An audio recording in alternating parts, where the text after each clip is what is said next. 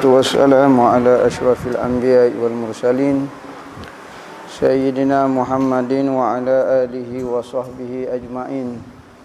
Qala rabbi shrah li sadri wa yassir li amri wa hlul 'uqdatam min lisani yafqahu qawli. Subhanaka la ilma lana illa ma 'allamtana innaka antal alimul hakim. Wala haula wala quwwata illa billahil aliyyil azim. Nawaitu ta'lu wa ta'lim wa tazakkura wa tazkira wa nafa'a wal intifa' wal ifadah wal istifadah wal hasa 'ala tamassuki bi kitabillah wa sunnati rasulih wa du'a ilal huda wa dalalata 'alal khair ibtigha'a wajhillah wa qurbihi wa sawabihi subhanahu wa ta'ala. Allahumma inni as'aluka ilman ladunni wa mashraba safihani ya wahabu ya ghani.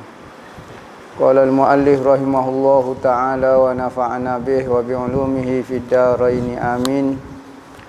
Rabbi yassir wa la tu'assir wa tamim bil khair wa la haula wa la quwwata illa billahil aliyyil azim. Amma ba'du, assalamu alaikum warahmatullahi wabarakatuh. Katanya pengarang rahimahullahu ta'ala, nafa'ana bih wa bi'ulumihi fid dharain amin. Sehinggalah perkataan dia sekat mana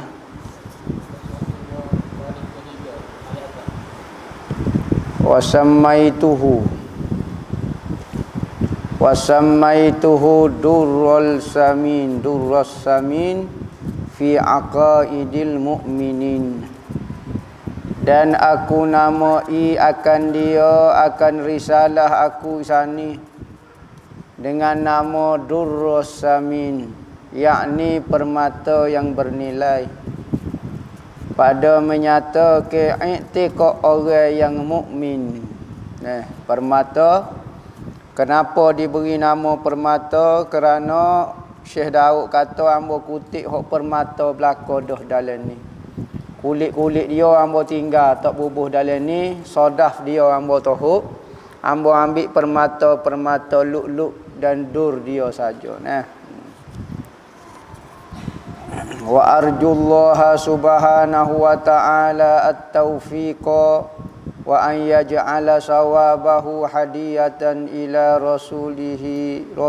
ila ruhi sayyidina Muhammadin sallallahu alaihi wasallam wa zakhiratan liyaumi ma'abin. Dan aku berharap akan Allah Ta'ala taufik. Aku minta, aku harap dengan Allah supaya beri kepada hamba taufik.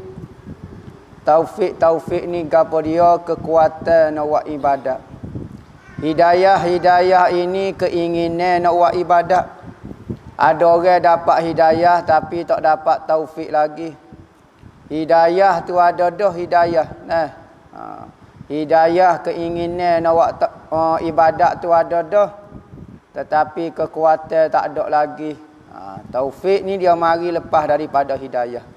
Hidayah tu ingin buat ibadat, taufik kekuatan dia. Hamba nak mari mengaji dah tapi tahu tak ada kekuatan lagi, baru dapat hidayah baru. Ada orang hidayah pun tak leh, taufik pun tak leh. Nak mari mengaji pun tak sih, kekuatan nak buat ibadat lagi-lagi lah tak ada. Dan bahawa dijadikan pahalanya hadiah, pahala kita hamba ni Durrus Samin ini hadiah kepada ruh penghulu kita Nabi Muhammad sallallahu alaihi wasallam. Dia kata kalau ada pahala dalam mengarang kita hamba ni, hamba tak lupa kepada Nabi yang beri hamba pandai boleh kecek kena agama, kena Islam ni, maka hamba nak hadiah ke pahala baca kitab ni kalau ada pahala beri kepada Nabi. Kerana dialah yang menyebabkan hamba pandai hamba gini. Beza ke tu dengan orang mengaji. Orang yang mengaji tak tahulah mengaji mana, malah nak sebut takut serah hati telajak. Beza dengan orang mengaji, dengan talaki, dengan masyayikh, dengan tutuk guru. Lagu ni kesedaran dia. Tinggi setara mana dia pun, tetapi masih ingat kepada Rasulullah. Kita ni tak tinggi lah mana pun, rasa yang tinggi lupa dah Rasulullah. Bapa tak tahulah. Mengaji bukan dengan cara ikut sunnah talaki molek. Talaki dengan Google, talaki dengan YouTube, lagu itulah jadi dionya. Bahawa dijadikan pertaruhan bagi hari kembali, iaitu hari kiamat. Dan di samping hamba minta taufik kepada Allah. Dan hamba minta supaya Allah Ta'ala jadikan pahala kepada Nabi Muhammad. Hamba minta juga kita ini jadi simpanan hamba. Taruh hamba. Akhirat ni kalau Tuhan tanya gapo-gapo hamba buat taruh dengan kita ni dah. Orang tua panggil wak cagar. Wak cagar dah kita ni. Tengok. Pada hari kiamat kalau pahala dia hamba wak cagar dah. Wa ma taufiqi illa billah alaihi tawakkaltu wa ilaihi unibu. Dan tiada kuasa aku melainkan dengan Allah. Aku tak mungkin boleh mengarah kita, boleh buat kebaikan kecuali dengan pertolongan Allah. Beza apa pertolongan Allah dengan pertolongan manusia? Manusia ni kalau kita minta tolong dengan manusia, maka dia buat separuh, kita buat separuh. Contohnya, mari kita akak meja ni berat, ambo akak separuh, dia mau akak separuh, tu minta tolong dengan makhluk. Kita tolong, kita buat juga, dia buat juga. Kalau minta tolong dengan Tuhan, tak ada istilah separuh. Dia 100%. Kalau kita ada kekuatan dengan Tuhan, tak ada. Dia belaka-laka. Itu maksud minta tolong dengan Tuhan. Atasnya, atas Allah berserah aku. Aku serah ke segalanya kepada Allah. Dan kepadanya, kepada Allah kembali aku. Aku akan kembali kepada Allah. Tuhan akan tanya semua perbuatan aku, apa yang aku buat atas muka dunia ni. Kalau aku boleh ikut kata-kata Tuhan, nasihat Allah Ta'ala, nasihat Nabi Muhammad, maka aku akan jadi orang berjaya. Itulah janji Allah Ta'ala yang tidak pernah dusta, tidak pernah tipu. Kalau mau buat jahat, mulah di. Kalau mau buat baik, mulah. Laha ma kasabat wa alaiha maktasabat. Bagimulah kebaikan yang kamu usahakan, kasabkan, dan bagimulah kejahatan yang kamu usahakan. Jadi Tuhan suruh mengaku juga kalau kita buat jahat, jangan tak mengaku pacerah. Wa haza awanu syuru'i fil maqsudi musta'inan bi fadlil karimil wahhabi. Bukan wahabi ni, wahhabi. Nama dekat-dekat nama. Ada orang kata bapa duk kata mazhab Wahabi. Wahabi ni nama Tuhan Al-Wahhab. Pening belaka orang ni deh. Bukan nisbah kena pada nama Tuhan. Nama Tuhan dia tu. Dan inilah ketika masuk aku kepada maksud, yakni haza, sekarang masuk dah aku untuk memulakan maksud penulisan kitabku ini. Hamba tak nak mengarang dah lah. Hal keadaannya minta tolong. Ketika aku mula nak masuk mengarang saat ni, keadaan aku penuh dengan minta tolong dengan anugerah Tuhan yang amat murah lagi maha memberi kurnianya kepada segala hamba-Nya. Amin. Hamba start nak karang tu, belai-belai nak start tu, teringat lagi ke Tuhan. Moga-moga ni tulis dah bismillah, alhamdulillah, duk ingat semacam tu. Start nak ngarang pula, nak masuk isi cerita kitab pula, teringat lagi ke Tuhan. Ketika mula nak karang tu, hamba minta tolong dengan Tuhan juga. Setiap patah, setiap gapo. Kita tulis tesis, tulis PhD, tulis gapo, ada wak lagu tu. Bismillah, dok karang. Tak ambil air semaya pun ada. Duk junuk pun ada. Pakai seluar pendek tak tahu. Berok duduk karang. Tak tahu macam-macam manusia. Tapi ulama dulu nak mengarang kitab, Imam Bukhari nak letak sah hadis. di dalam hadis sahih dia, kitab sahih dia semaya istikharah 2 rakaat. Dia bahas dah dengan ilmu dia hadis ni sahih dah. Tetapi dia tak percaya lagi dengan ilmu dia, tak percaya ke Tuhan lagi.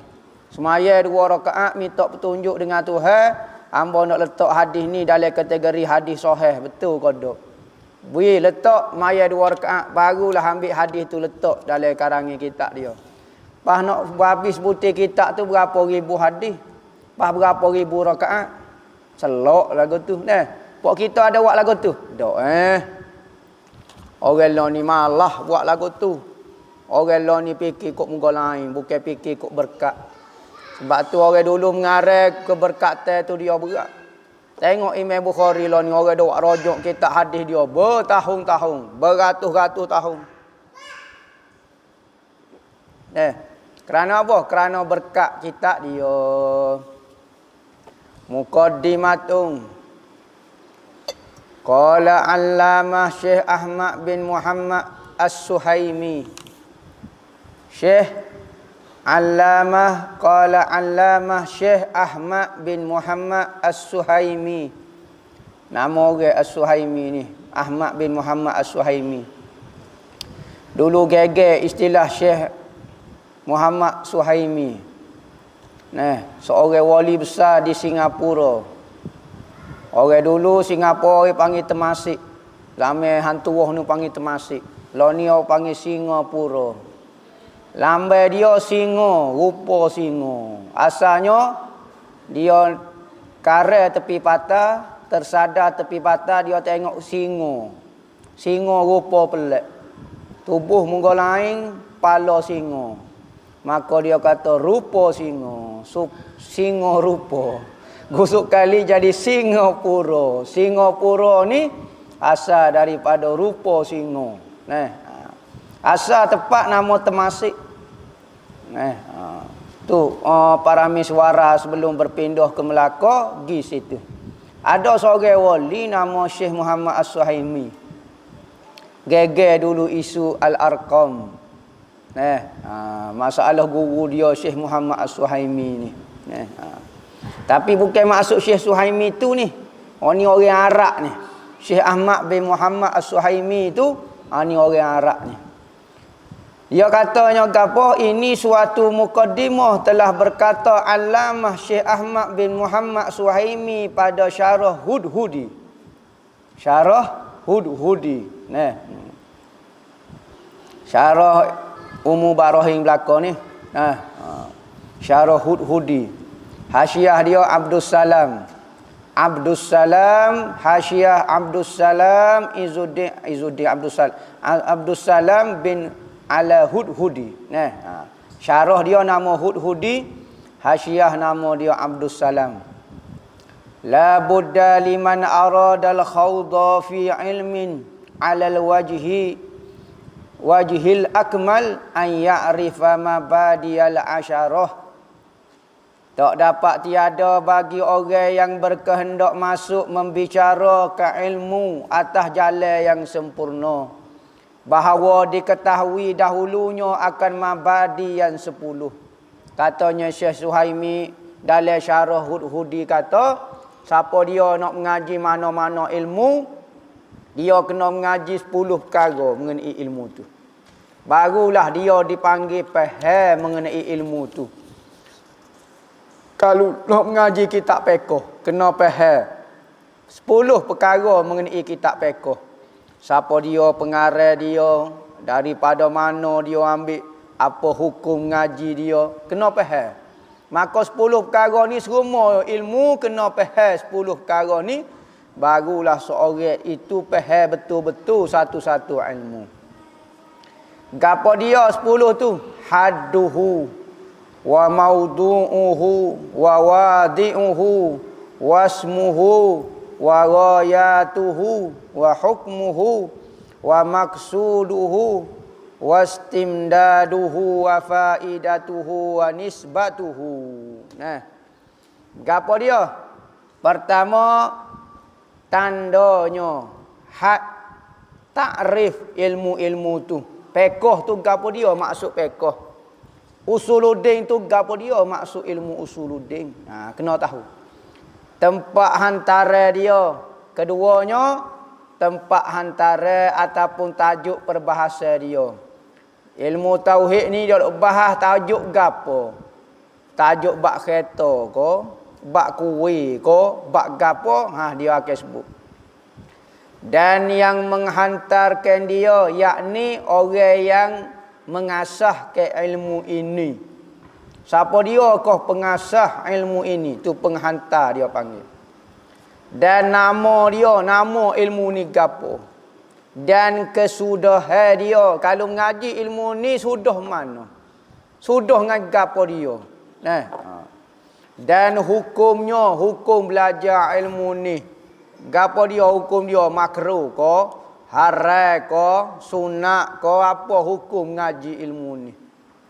Dan maksud dia, tujuan dia. Apakah matlamat sebenar nak mengaji ilmu ni? Boleh pahala ke? Menyebabkan masuk syurga ke? Menyebabkan masuk neraka ke? Ilmu ni, gapo dia maksud dia? Dan tempat ambilannya, yakni sumber dia. Yang ambil mana hukum ni? Ambil daripada Quran ke? Ambil daripada hadis ke? Ambil daripada kata-kata siapa dia ke? Dan faedah dia, kelebihan belajar ilmu ni gapo dia faedah dia? Kalau kita belajar lagu mana, kita jadi lagu mana? Dan nisbahnya, nisbah ilmu ini dengan ilmu lain. Kedudukan dia tu tinggi sekali ke, hak rendah ke, pertengahan ke? Ni kena belajar belaka. Inilah yang dinamakan mabadi yang 10 perkara. Mabadi ni asas yang 10. Pada semua jenis ilmu kita kena faham 10 perkara. Jadi siapa dia kalau mengaji kitab Durus Samin ni, faham sungguh, jelas sungguh, boleh mengajar tauhid dah rata-rata. Habis dah boleh kata. Kalau nak bahas secara nak kata dalam sangat tu dak. Tapi nak jadi ustaz, nak jadi tok lebah boleh dah. Boleh buat mengajar betul dah akidah. Boleh mengajar ke orang dah akidah. Tapi kalau orang tak mengaji kitab ni, tak tahu. Tak dipastikan lagi. Maka had dia.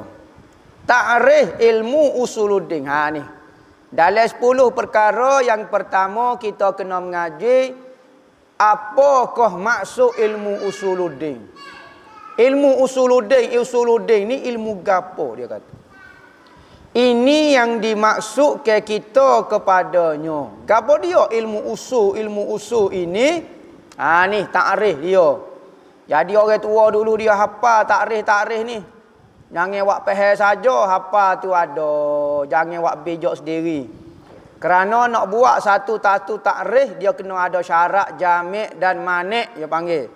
Jami' ni takrif itu merangkumi semua bab-bab dalam peribahasa ilmu ni. Mani' pula dia menolak semua bab-bab hak tak masuk dalam peribahasa ilmu ni. Maka kalau kita nak rekod sendiri takut jadi salah.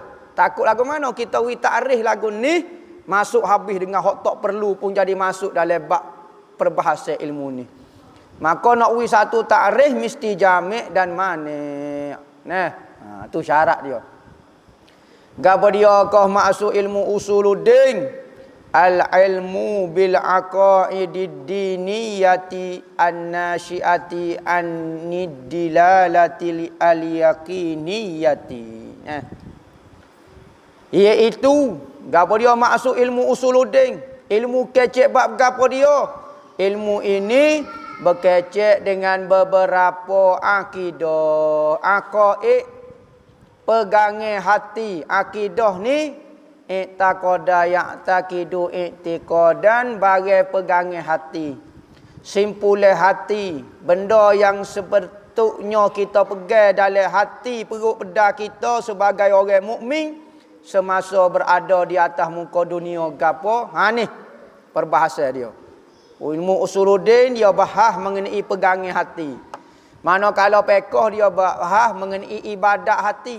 Beza gapo pegangan dengan ibadat hati? Pegangan hati lain, ibadat hati lain. Pegangan ni Tak gerak, tak gapo.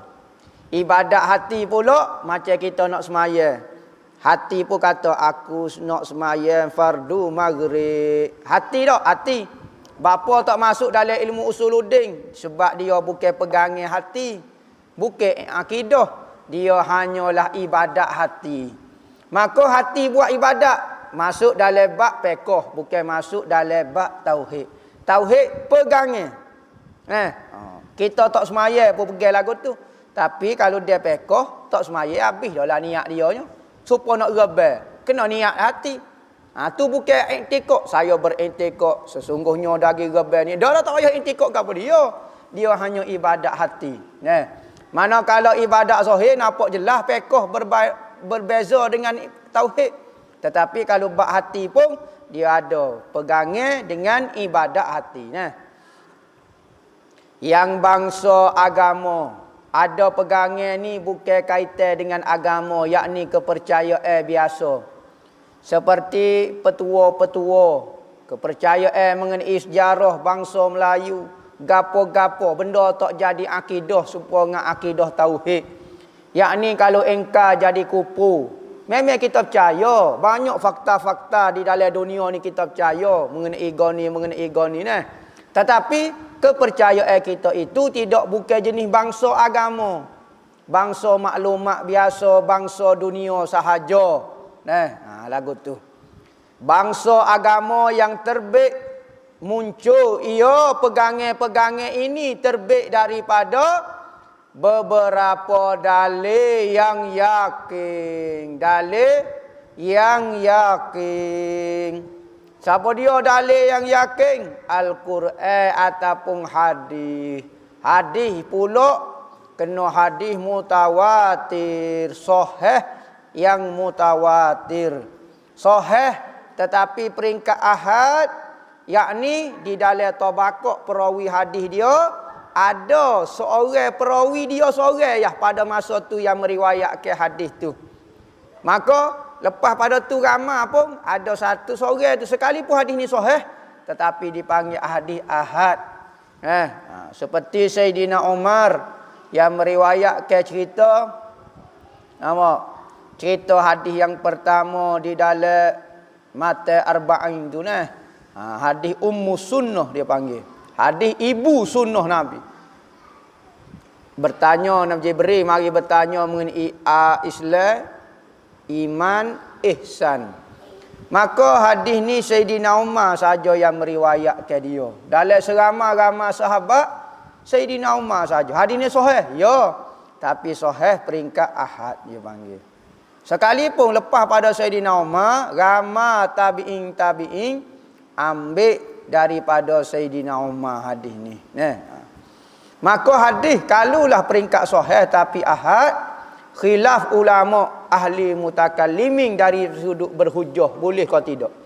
Kalau mutawatir wajib kena pegang, kalau Al-Quran wajib pegang, mana kalau ahad ni wajib qada. Ada ulama kata tak boleh buat hujah dalam ilmu tauhid. Ada kata boleh buat berhujah. Maka kalau orang ingkar bab mengenai hadis sahih ahad, dia hanya berdosa saja, kufur tidak jadi.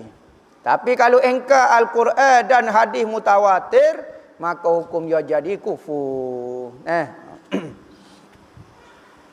Dan maudhu'nya, tajuk perbahasa. Ilmu tauhid ni dia dok bahas bab gapo, bab wak kuih ko wak gapo. Itu zat Allah. Sebenarnya bukan zat Allah. Adakah dalam tauhid bahas mengenai zat Tuhan? Panjang dia lebar ke? Zat Tuhan mukhalafatuhu ta'ala lil hawadis. Tuhan berlainan dengan makhluk. Patuh laisa kamislihi syai'. Tuhan tidak sama dengan makhluk. Nak bahas lagu mana? Maksud zat Allah ini adalah sifat-sifat dia sahaja. Ciri-ciri yang ada pada Allah yang menyebabkan kita kata dia tu Tuhan yang sebenar. Dari sudut sifat dia kita tidak tahu. Sifat zat dia kita tak tahu. Zat dia tak ada kef Tuhan tu. Tuhan ni tak ada kef. Dan segala anbiya-nya, segala nabi-nabi di bawah kalimah Muhammad Rasulullah, kita bahas mengenai nabi-nabi.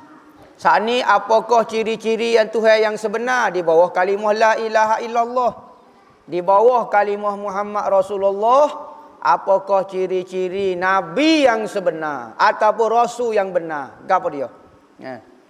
Yang kita bicarakan itu zat Allah dan zat segala rasulnya. Daripada kamu? Daripada sekira-kira yang kita bicarakan akan daripada barang yang wajib baginya dan yang mustahil dan yang harus. Tu saja kita bincang. Bukan bahas mengenai zat Tuhan. Zat Tuhan tak boleh bincang, bukan haram perbincangan mengenai zat Tuhan. Tuhan kata tafakkaru fi khalqillah wala tafakkaru fillah fatahlik.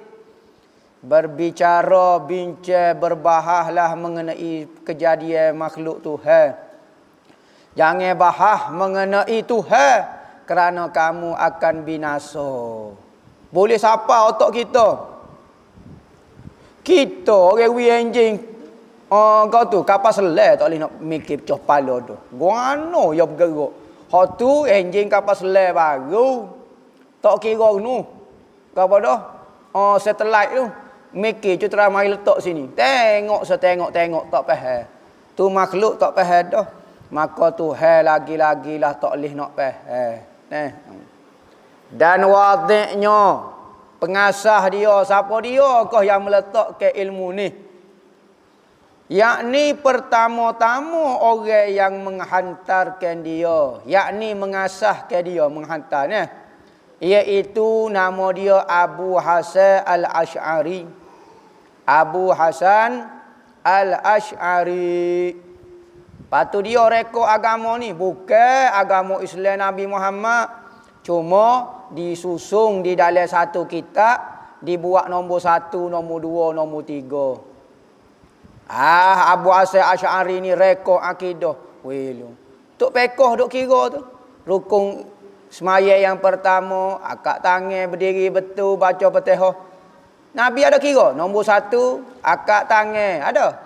Lepas tu, Tok pekoh pun ada rekod juga. Ilmu hadis pun ada rekod juga. Tetapi benda itu sudah dibuat zaman Nabi. Nabi semaya. Tetapi Nabi tak sebut nombor. Ulama-ulama lepas pada tu baru sebut nombor. Rukun pertama, rukun kedua, rukun 3 sampai 13.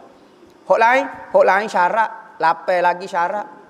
Lepas tu hak lain lagi. Hak lain jadi sunat. Lepas tu hak lain lagi. Sunat ab'ad. Ulama je tulis. Nabi buat belaka dah. Nabi buat belaka. Nabi ada sebut tak sunat ab'ad ke benda ni rukun ke syarat. Tak sebut. Pas sebab tu kita tak boleh pegang Quran direct, hadis direct. Kalau tidak gak, kalau Quran direct, hadis direct gak, tak tahu semaya bel lagu mana lah kita. Rukun pun tak tahu. Nabi pakai buat gitu ya. Dan adalah ceteranya adalah Abu Hashim Al-Jubba'i wallahu a'lam. Ni panjang cerita dia dengan ayah hakak dia. Dengan ayah hakak dia ada kata ayah tiri dia Abu Hashim Ali Al-Jubba'i. Dia nama Ali juga. Nama Ali juga Abu Hasan Asy'ari ni, nama dia Ali juga.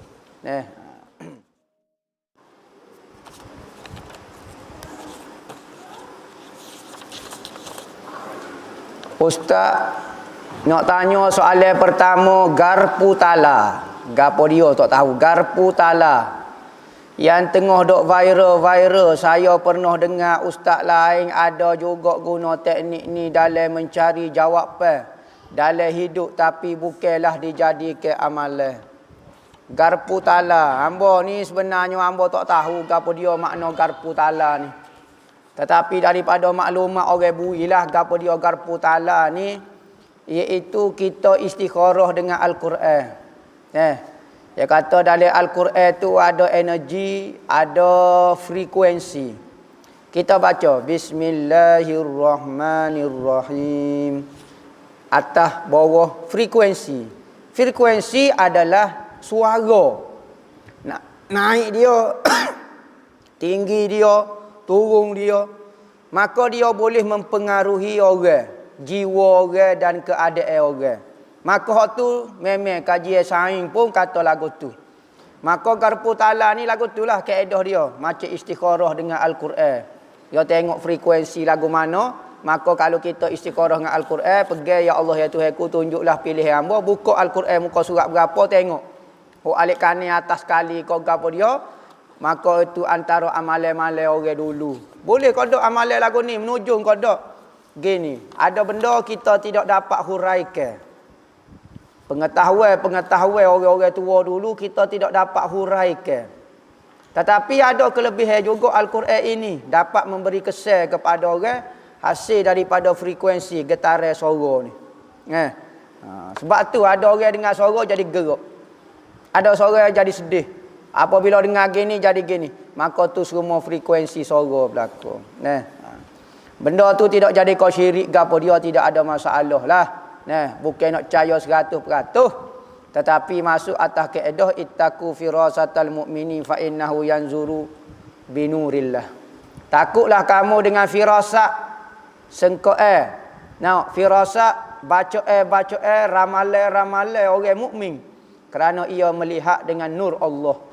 Lebih-lebih lagi dia guna Al-Quran pula. Nak kata percaya 100% pun tak. Tetapi boleh wak pedoman selu-selu. Boleh kodok kita buat akikah bila dah dewasa atau diganti dengan korban. Saya dengar kena buat. Kalau tak buat akikah lagi, perlu. Lagu mana? Kita ni tak ngekah lagi, korban nak buat manasa. Jadi boleh buat manasa, nak korban boleh, nak ngekah pun boleh. Ngekah pun hukum dia sunat. Korban pun hukum dia sunat. Nak buat mana pun, loh gilah manasa pun. Kita nak buat ngekah, buatlah ngekah. Wak korban, waklah korban. Cuma kalau kita wak korban dia ada masa dia. Kalau ngekah bila anytime pun boleh buat, masa lebih luas. Kalau kita wak korban dia ada syarat-syarat dia, dia ada sunat-sunat dia. Kalau ngekah ada sunat-sunat dia. Korban kita kena bagi daging metah molek. Kalau ngekah kena bagi daging hok masak pula. Jadi tengoklah macam-macam. Ikutlah kita nak gabai boleh, nak ngekah terpulang kepada kita.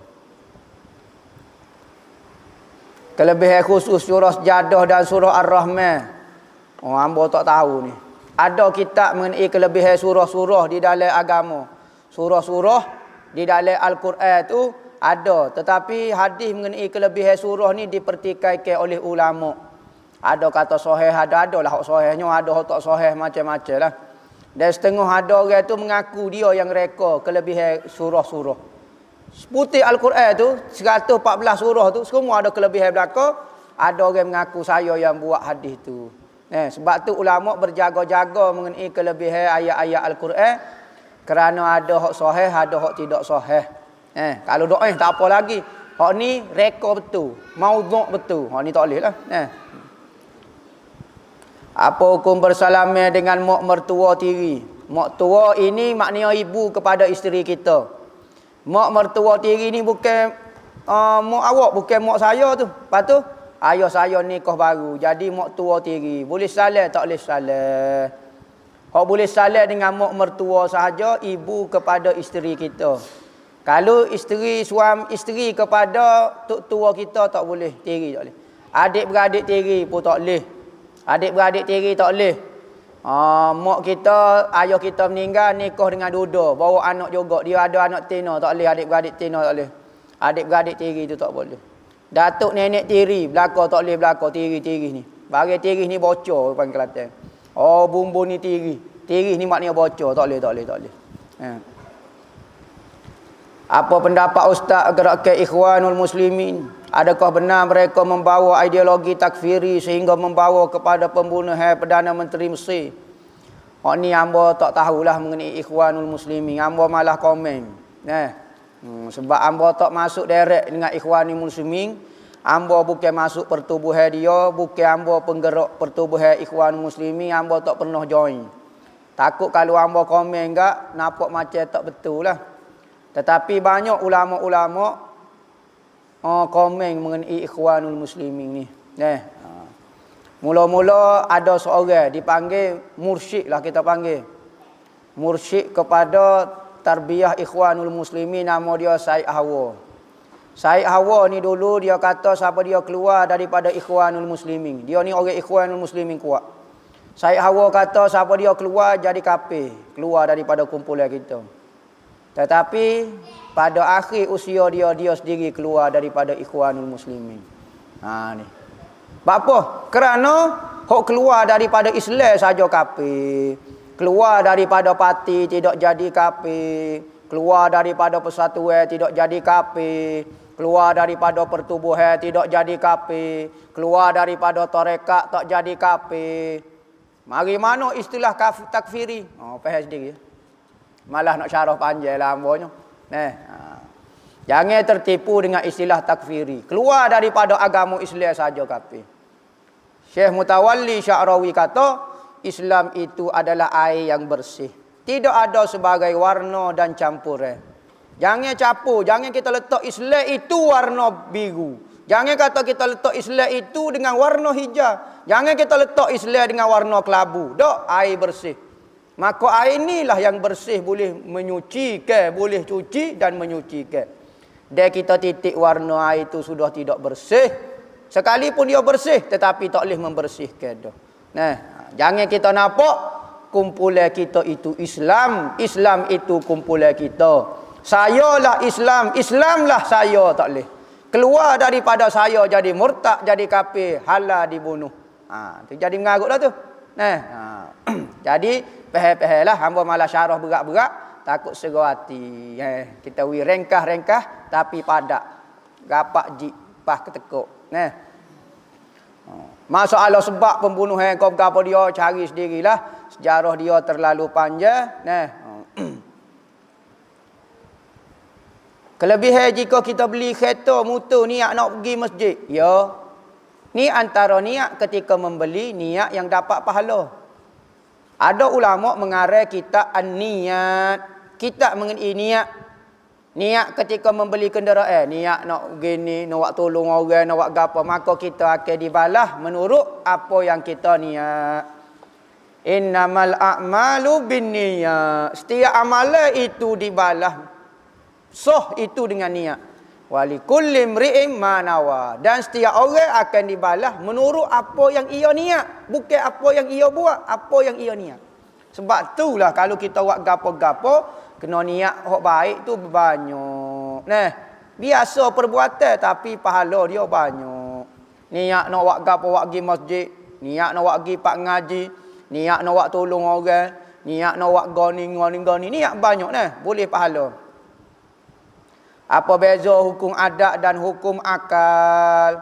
Hukum akal ni satu hukum keputusan yang dibuat oleh akal. Akal waktu ambil 3 keputusan. Pertama, ya ataupun ada. Kedua, tidak ataupun tiada. Ketiganya, harus ataupun mungkin boleh berlaku. Contohnya, keputusan yang akal kata ya, Tuhan ada. Ya, akal kata ya. Pencipta kita ni ada. Ya. Tuhan Maha Kuasa. Ya, itu wajib akal. Mustahil akal pula Tuhan yang mencipta kita tu lemah. Tak. Tuhan yang mencipta kita itu buta. Tak. Tu mustahil akal.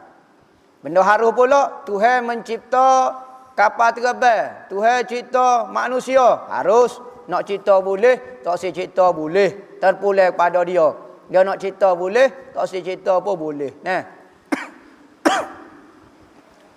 Manakala hukum adat pula, hukum keputusan yang diputuskan oleh kebiasaan berlaku. Misalnya, makan nasi biasanya mengenyangkan. Boleh ke tak kalau makan nasi itu lapar? Boleh berlaku. Tuhan berkuasa buat seseorang tu makan saja tapi lapar Tuhan tak buat. Boleh berlaku. Ya. Tetapi menurut adatnya makan nasi kenyang. Maka adat akan kata wajib adat makan nasi tu kenyang. Wajib menurut kebiasaannya makan nasi kenyang. Mustahil adat pula makan nasi kau lapar. Makan nasi kau lapar. Mustahil lagu ni. Mustahil apa? Mustahil menurut adatnya kebiasaan. Harus ada pula makan nasi sepinggir kenyal dah. Ada orang makan 2 pinggir, tu standard lah. Tu beza dia nah. Baca lepas pada subuh, orang lepas asar hadiah Fatihah kepada Nabi, orang dahulu baca dia nak minta ijazah, hamba tak ada tu. Lagu mana kaifiat dia hamba tak tahu tu.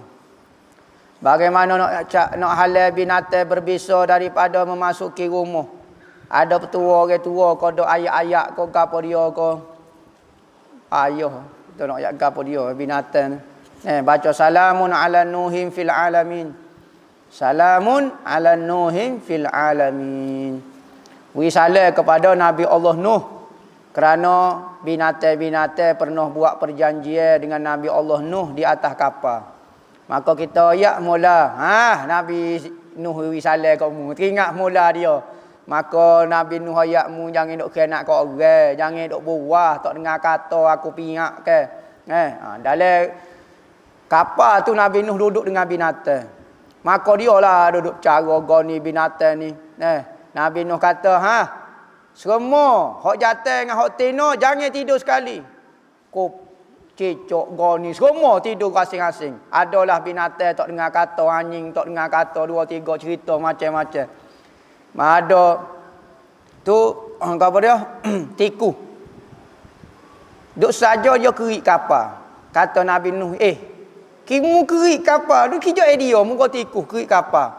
Maka orang duk mengadu, binatang lain kata tikus tak dengar kata, ya Nabi Allah duk kerik kapal, tergelarlah kapal kita. Muka duduk lama. Duduk atas perahu tu lama. 4 bulan ada kata 40 hari duduk atas perahu tu. Lagu mana nak duduk dengan binatang lagu ni? Maka katanya dalam kitab kata gi singa, gi cari singa. Allah Ta'ala perintah kepada Nabi Allah Nuh gi cari singa. Lepas tu lagu mana? Gi mu ambil bulu ayam kau buat di hidung dia biar dia bersing.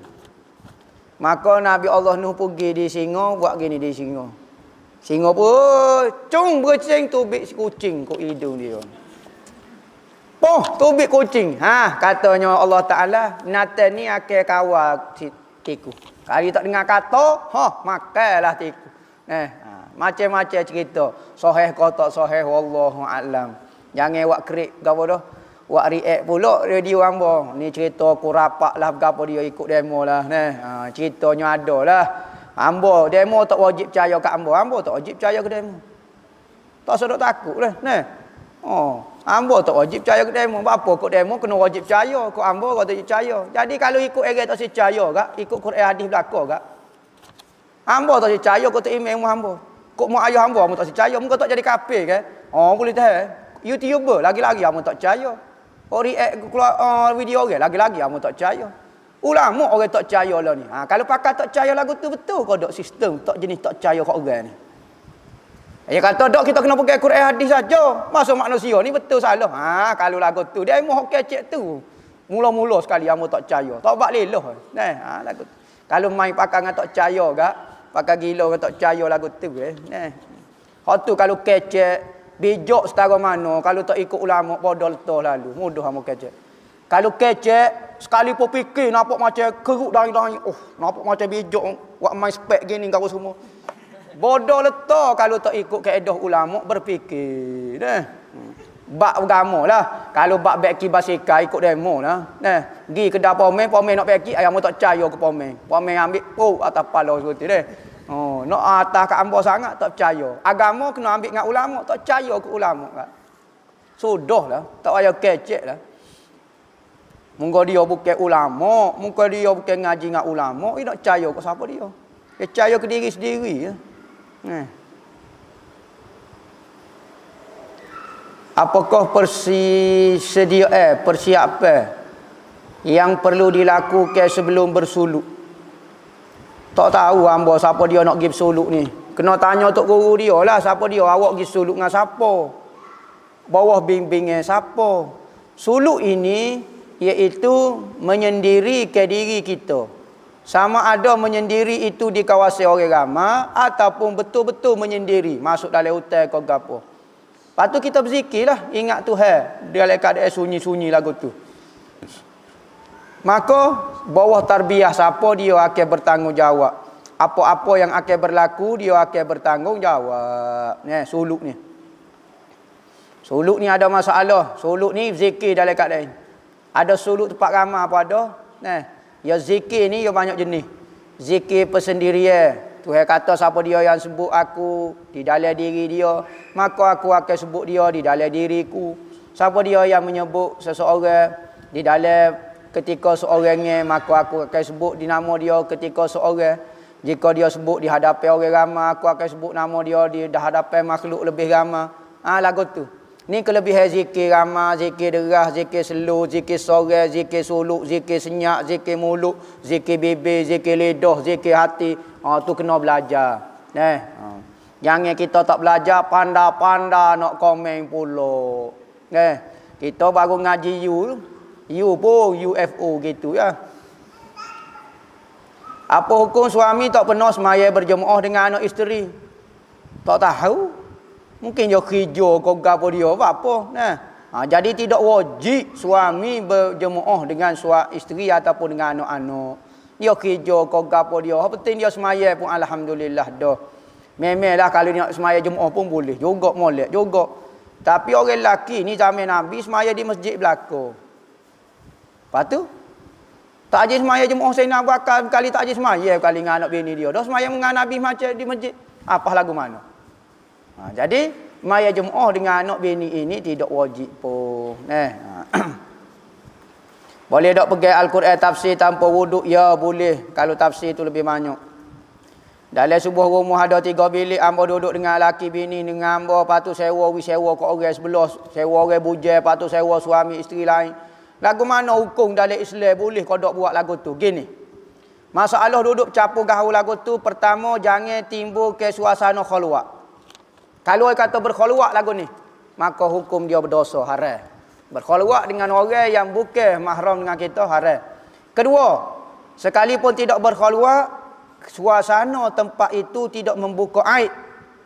Misalnya tutup dah, bilik dah tutup, tapi kawan ni tidur dengan bini dia bunyi gogang, ingat kena tembok di Israel bunyi gedum, kelacak apa tombolnya melacak. Aib tidak bunyi. Lepas tu bunyi gusuk sekali. Kena tembok mati bunyi mati dah. Kena tembok di Israel PUBG, duk main PUBG. Jadi orang aib ke benda-benda lagu tu, benda-benda hak tak boleh kita dedah. Haram lelaki ataupun suami mendedah ke suasana aib. Maka kalau sekalipun tak tutup tapi orang dengar suara, tak boleh. Tu tak kira hak tak ada pintu lagi. Tengah tembok pum, kelecak pintu-pintu tu buka tengok dia orang, jadi kau masalah pula. Jadi kalau benda tu selamat daripada berkhalwat dan daripada dedah aib, tak ada masalah ke apa dia. Tapi kalau benda tu tak boleh, tak boleh. Ni jadi masalah ni. Laki bini gosok sekali, tok laki tukar bilik, hak ni masuk hak ni, tidak kau jadi pelik. Baru tukar gia. Sekali gia manual, hak ni gia auto, jeng. Tak tahu alip jatuh. Jadi ada kemungkinan hak tak comel tu banyak. Nak kata haram pun dok kalau sesuai molek.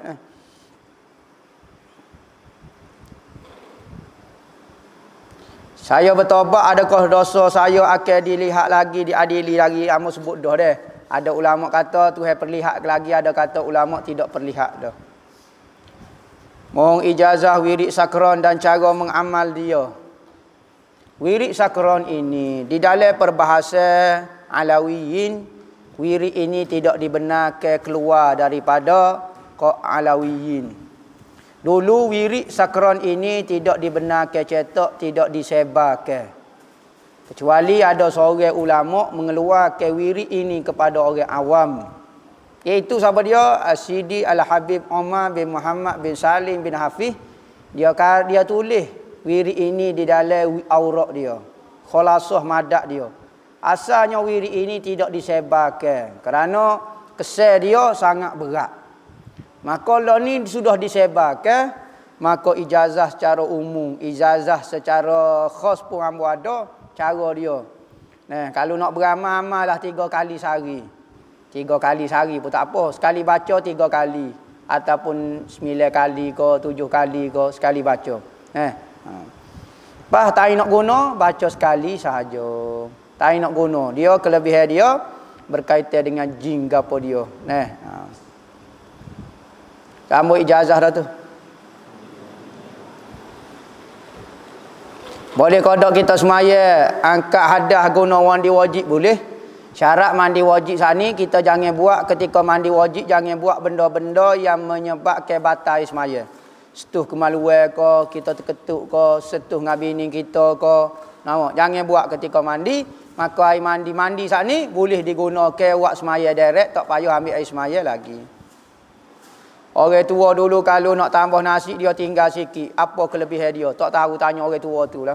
Ambo tak ajing pakai timbuk habis tak cara apa. Tak tahu, takut ada kelebihan kau apa dia ni. Orang kata kalau dia putus dah, tak siri putus mualak dia mau kata ni. Biar ada dia tinggal sikit tambah. Kalau dia putus tu payahlah. Gitu tak tahulah apa hikmah dia ambo tak tahu. Sebab ambo tak tua lah mana lagi. Ya petua ni kena tanya orang tua lah. Ambo pemuda. Kalau suami Wahabi, isteri ahli sunnah wal jamaah, macam mana? Perang. Wahabi ingat aswaja, agak perang kokek-kokek. Maka isteri wajib taat kepada suami dia selama mana dia tidak mengajar kepada akidah yang bercanggah. Selama mana dia tak suruh kita buat benda maksiat, benda-benda yang lari daripada pahaman yang betul, maka Allah taatlah kepada dia. Kalau boleh kita dakwah dia biar jadi aswaja. Ada orang kata ustaz reka cerita pasal wali tunjuk gambar lukisan ayah. Lepas tu ayah gerak tubik daripada lukisan.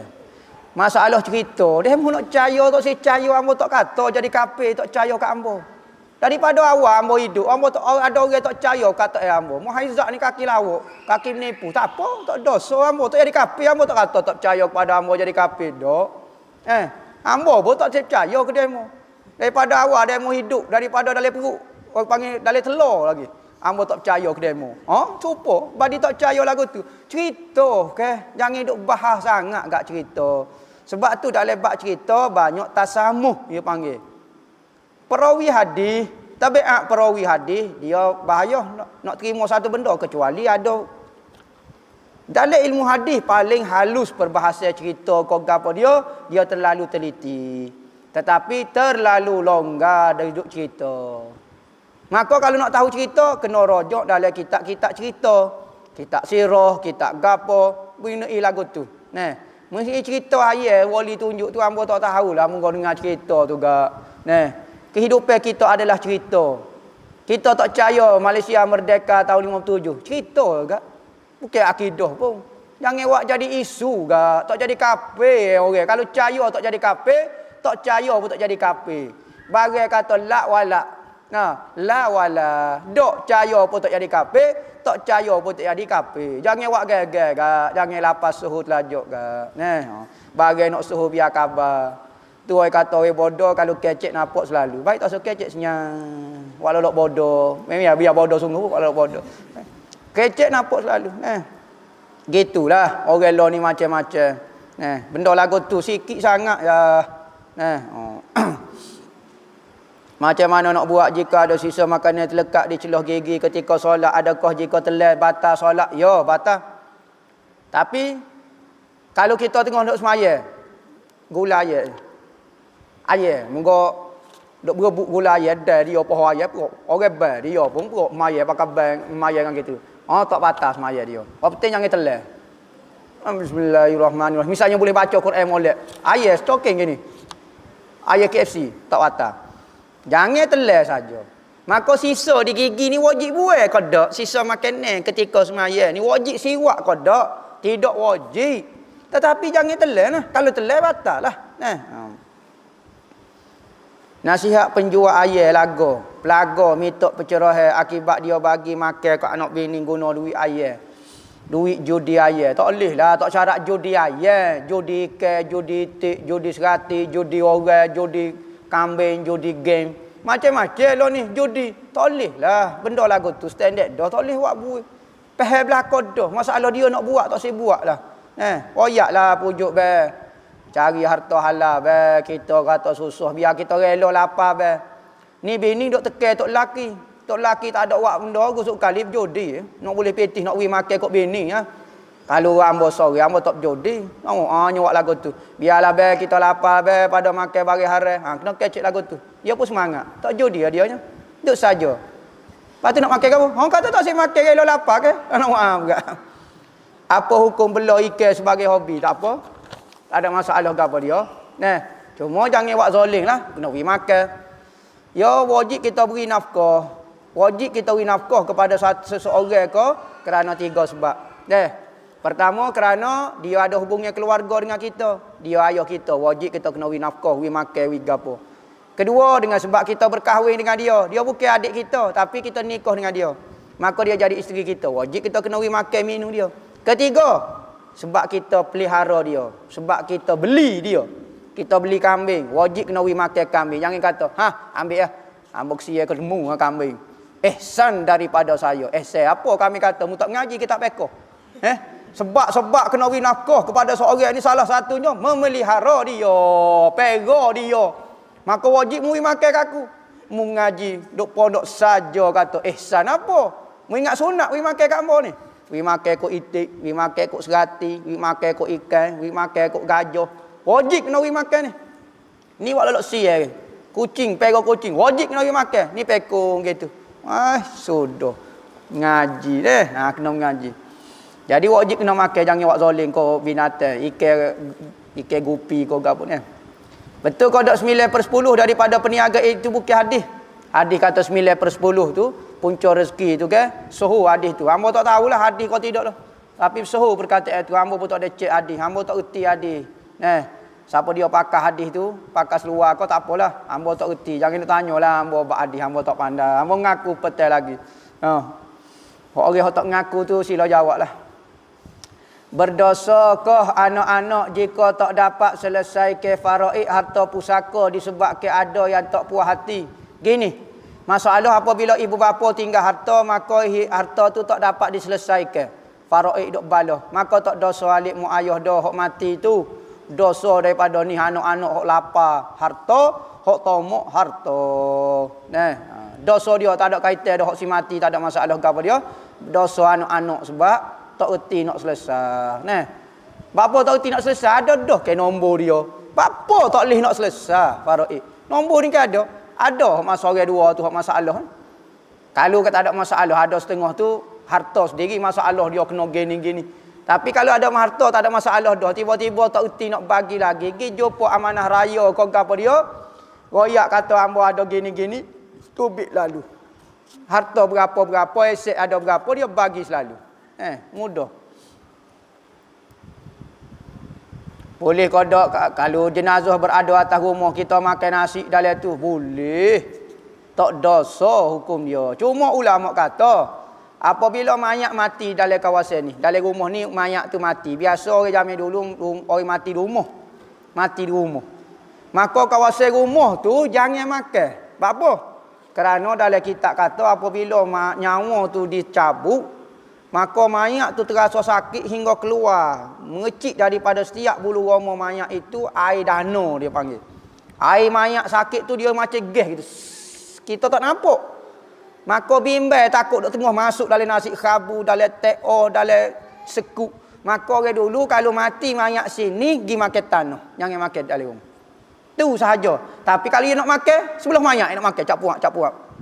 Pasal stay Wahabi kan, malah cara adat, malah cara gapo, stay macam confident, biar bodoh asal confident kan, makan Maggi sebelah mayat. Logilah, tak dosa. Tetapi itulah ulama jawabnya.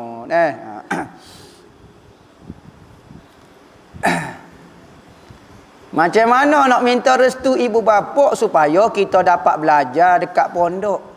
Lepas habis degree dekat pondok ya. Tak sedar dalam pondok. Belajar dekat pondok ya. Kau nak belajar jauh, kau nak belajar dekat. Nampak? Belajar pondok lah.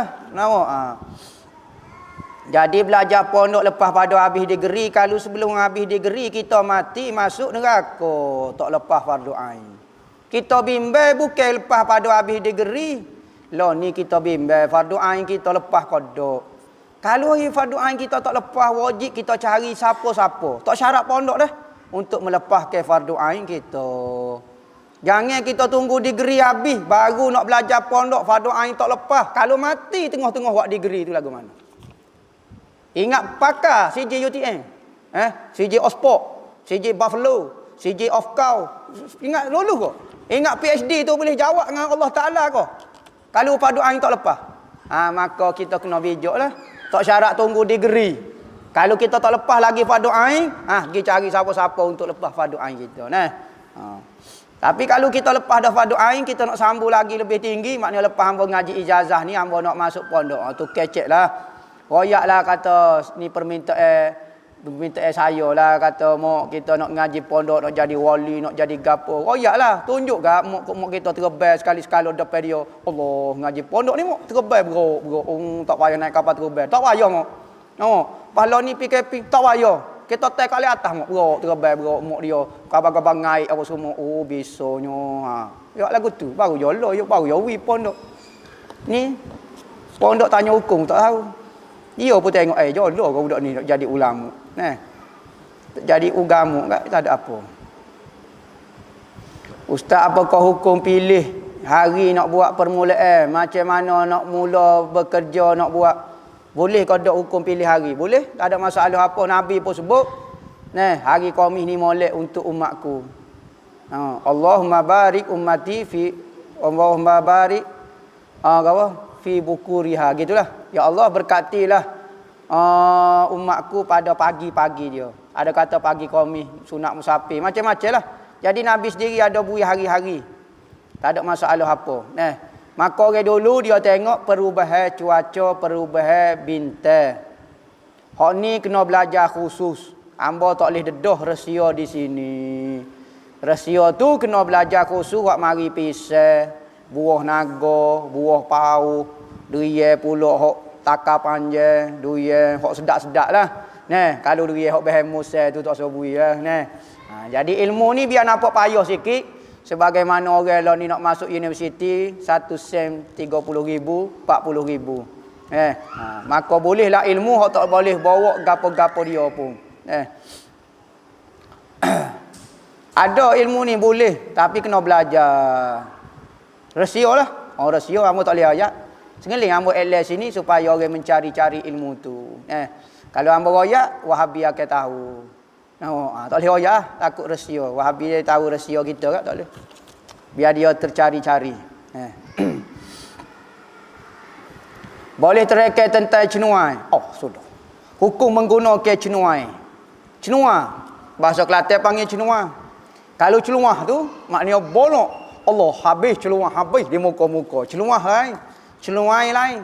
Cenua ni pokok. Pokok ni kelebihan kepada dia dapat menarik seseorang.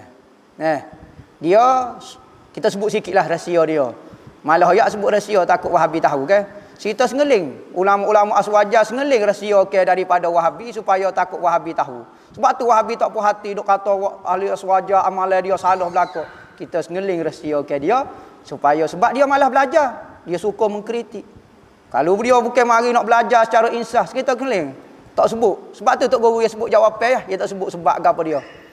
Cenuai ni kita sebut sikit rahsia. Patut perjanjian ni tak boleh royak tapi royaklah sikit kerana Wahabi belenjo Elio saja nak tahu Cenuai ni dalam dia tu dia ada unsur sejuk dia panggil.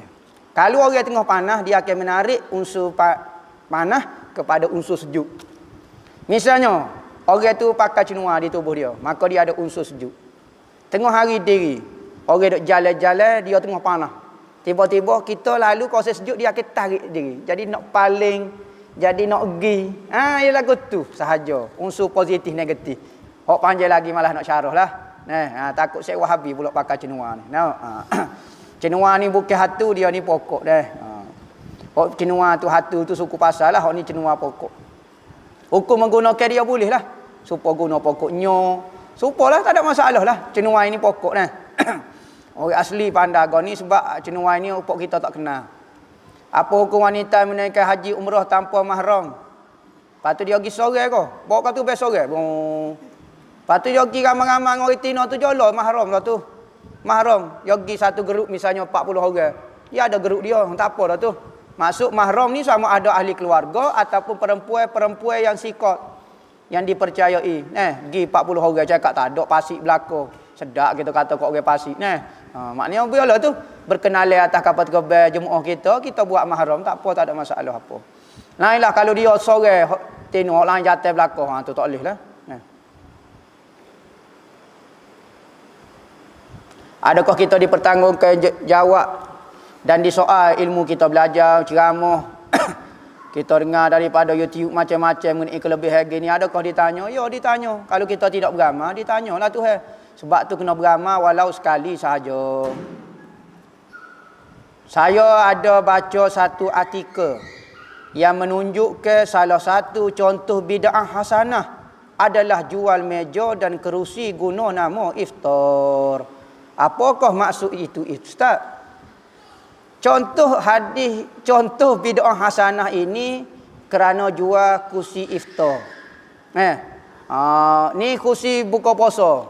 Kita jual semeja dalam 10,000. Siapa dia jual buka puasa? Apa boleh ke tak? Sebab Wahabi kata tak boleh. Menunggak agama, jual agama. Tak, sebab Wahabi buat, maka kursi iftar itu harus hukumnya. Jadi bid'ah hasanah. 10,000, 20,000. Buka puasa dengan tokoh-tokoh Wahabi. Oh, makan dengan doktor tokoh Wahabi. Berapa bayar 10,000 hamba tagal untuk buka puasa? Berapa? Mabi tak ada tagal lagu ni. Ada bid'ah hasanah. Ya, itu ke kemah kata. Nama. Jadi Wahabi sekarang sudah menerima bid'ah hasanah. Contohnya kerusi iftar, meja iftar ni. Moleklah sikit-sikit. Lama-lama jadi bukit nama. Adakah boleh orang perempuan baca Quran dalam rumah sendiri tanpa memakai tudung? Boleh hukum dia, tetapi hak moleknya sunat menutup aurat. Tapi kalau tak tutup aurat, maka hukum dia boleh pahala juga. Misalnya kembang katung. Bila-bila duduk nyapu kau, bila-bila duduk basuh baju, kembang katung hak tino. Ngulai Quran. Bismillahirrahmanirrahim. Qul Allahu ngulai Quran. Tak apa. Jangan baca dalam jambil ke apa tu lah, tak dilarang. Cuma sunat saja menutup aurat ketika baca Al-Quran. Ketika junub, junub tak boleh baca. Pegang Quran, boleh pegang Quran. Cuma sunat saja. Benar ke tak? Isteri boleh minta cerai jika suami tidak semaya. Suami tak semaya, adakah menjadi sebab untuk kita minta cerai? Ingat. Suami kita tak semaya, kalau kita nasihat dah dia tak dengar, dosa dia sedikit pun tak masuk atas kepala kita, tak masuk dalam buku catat kita. Maka kita tak boleh nak buat sebab lah. Sebab benda tak ada mudarat kita. Mudarat kita. Benda tak nekat dosa. Maka tak boleh. Kecuali lah ada masalah. Ada ulama kata boleh. Sebab kalau dia mudarat kepada agama, lagu mana? Dah lah dia tak semaya, kita pun tak semaya. Dah dia tak semaya, kita kena duk mikir macam waktu bila-bila. Kita dah agak ke dia subuh pun tak bangun. Ambo pun tak semaya subuh. Kalau mudarat kepada agama kita baru tahu. Tapi kalau tak mudarat, tak ada masalah apa. Tak boleh nak jadi sebab. Ada orang bertobat tapi duk teringat-teringat lagi dosa dia. Apa hukum tobat tu tak diterima ke? Tobat ni kalau kita terima, kita tobat sungguh Tuhan terima. Tak suruh tanyalah, terima kau tak terima. Kita tobat sungguh kau dok lah ni dulu. Kalau kita tobat sungguh, alik Tuhan tu tak ada masalah, alik kita nah. Apa hukum orang sedekah pada anak kita pun guna pitih dia untuk beli kakah dia lah. Boleh tak? Boleh hukum dia. Jangan guna kakah kita, beli. Orang beri hadiah kepada anak kita 50 riyal, kita pun buat beli alat makeup kita. Tak boleh. Kita buat beli makanan kita, tak boleh. Tapi buat beli pampers dia boleh. Buat beli ubat-ubatan dia boleh. Buat beli bedak dia boleh. Buat beli minyak nyunyi, minyak gapo pun boleh. Tak ada masalah. Sebab harta dia. Maka kita guna untuk kepentingan dia lah. Buat yuran sekolah boleh. Buat beli buku boleh. Buat beli yuran nak bayar ustaz ngajar agama dia boleh.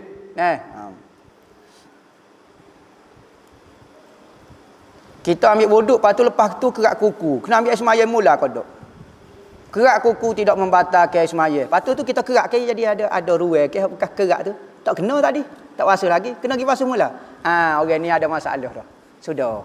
Orang ni kita masa ambil air semaya tu kita sempurna dah. Sama ada lepas pada kita ambil air semaya kita kerak tu ada kawasan hak tak kerak lagi kan sikit benar. Ni tasawuf benar orang ni. Maka hukum dia tidak batal ambil air. Tak batal air semaya saat ni sebab dah ambil dengan cara sempurna dah. Salah kau dok pakai pudah yang purdoh ataupun nikah selain warna hitam. Gini, kita kena faham tujuan purdoh ni gapo dia sebenar. Tujuan purdoh adalah menutup muka kita daripada pandangan dan menutup tarikan kepada lelaki. Kalau kita pakai warna lain, takut-takut dia tu menarik dah pula. Jadi semakin comel pula. Dah lah tutup dah warna pink, warna apa dia. Nyo colek pula ni, sendayu tinggi, sendayu rendah, sendayu senuk, sengapo dia. Nyawak bunga lagu ni gapo. Patu demo tutup tapi nak suruh orang tengok. Ai dua matlamat yang bercanggah. Maka tujuan pakai purdoh ni asalnya supaya orang tak tengok muka kita. Tertarik dengan kita. Maka kita tutup siapa nampak hitam jadi tak tertarik sangat. Ni kita pakai hitam nak tarik pulaknya sobek dengan gapo dia. Jadi mengaruklah pulaknya. Jadi macam lagi lah matlamat. Maka warna selain daripada warna hitam ni menarik kodok. Ada tempat menarik, ada tempat tak menarik. Maka tengoklah. Kalau benda tu kita rasa menarik perhatian lelaki, purdoh lagu mana? Matlamat asal nak supaya hilang lari ke daripada tarik ke lelaki. Tiba-tiba buat pakaian nak suruh tarik pula tak boleh. Jadi lari matlamat pula. Dosa tu dok, salah tu dok. Tapi macam lari matlamat lah. Pakai budoh lagu ni lah, ada bunga situ lah, bobo pasu bunga, bobo streko di pala, jadi pelik, bobo daun pisang, bobo pelik ngaruk kau si kodai, jadi pelik dah pulak nah. Adakah boleh kita mengambil ijazah amalan dalam klip video rakaman dalam YouTube? Boleh kalau orang tu ijazah kisah, tak ada masalah apa. Apa hukum anak bawa mak tinggal bersama pada hari ketiga selepas ayah meninggal? Adakah berdosa mak kerana tak ikut edah 4 bulan 10 hari dan keluar rumah kerana anak kerja di luar? Risau mak dok sorang. Lagu mana? Biasanya apabila seorang isteri kematian suami, maka dia tak boleh keluar selama 4 bulan 10 hari, kena duduk tempat dia menerima khabar kematian suami dia. Maka tak boleh keluar kecuali darurat. Antara sebab darurat adalah dia tak boleh duduk sorang. Bahaya, kemungkinan payah nak cara kau gapo dia tua, kau gapo dia makan minum tak terurus, patut tempat tu keliling orang curi, orang bunuh, orang gapo. Dia duduk di mana? Di Mexico. Patut tempat bahaya, jual dadah gapo dia. Maka dia pun ambil buat klik Kelantan ni duduk. Selamat duduk dekat pondok kau gapo dia. Boleh, orang boleh. Kerana darurat. Kalau tak ada darurat, hukum dia tidak boleh. Wallahu a'lam. Al-Fatihah.